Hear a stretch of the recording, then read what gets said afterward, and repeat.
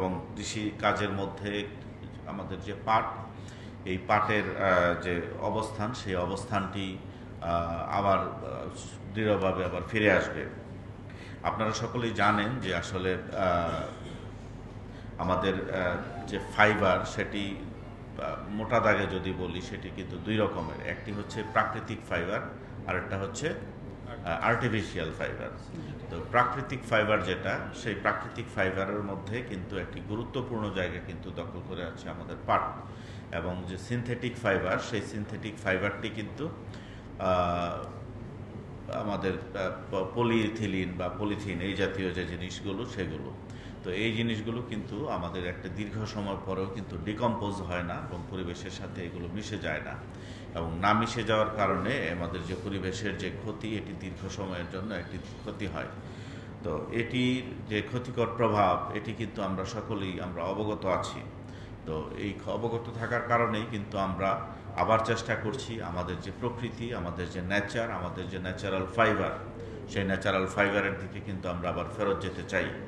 এখন এই ফেরত যাওয়ার জন্য আমাদের যে কাজটি, সেটি হচ্ছে যে আমাদের যে পাট চাষ, সেটিকে আরও বৃদ্ধি করা, এবং পাট চাষিদের যে সমস্যার সম্ভাবনা রয়েছে সেগুলোকে আরও যাতে আমরা ভালোভাবে অ্যাড্রেস করতে পারি, সে বিষয়টাতে জোর দেওয়া। আমাদের এখানে আজকে র্যালি হয়েছে, র্যালি পরবর্তী আলোচনা সভা হলো। আর আমাদের মানুষের উপর জনগণ যারা আছে তারা পাটের ব্যাগ ব্যবহার করবেন, পাট শিল্পকে এগিয়ে নিয়ে যাবেন। যারা চাষি আছেন তারা আরও ভালোভাবে চাষ করবেন। এবার পাটের বাজার ভালো ছিল, আমরা আশা করছি যে পরবর্তীতে আরও উৎপাদন বাড়বে, পাটের ব্যবহারও বাড়বে এবং কর্মসংস্থান সৃষ্টি হবে। যেটা আমি নিজেও প্র্যাকটিস করি। আমার গাড়িতে গিয়ে বাপেন 2টা পাটের ব্যাগ পাবেন সবসময়।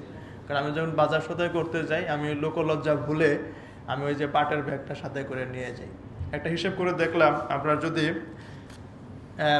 ওই ব্যাগ যেটা আমরা কিনি, প্লাস্টিকের ব্যাগ, এটা কত টাকা, 10 টাকা যদি হিসাব করেন এবং মাসে যদি 2 বার আপনি বাজার করেন, বছর শেষে আপনার 240 টাকা লাগে।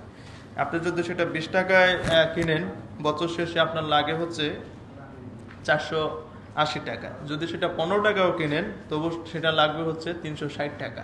আপনি বলতে পারেন যে অ্যামাউন্টটা খুবই কম, কিন্তু আপনার চলার পথে কিংবা আপনার দৈনন্দিন কাজে অনেক ধরনের চাহিদার বিপরীতে আপনার টাকা খরচ করতে হয়। এইগুলো ছোট ছোট টাকাগুলো যদি আপনি যোগ করেন, আপনি বছরে গিয়ে দেখবেন অনেক অ্যামাউন্টটা টাকা।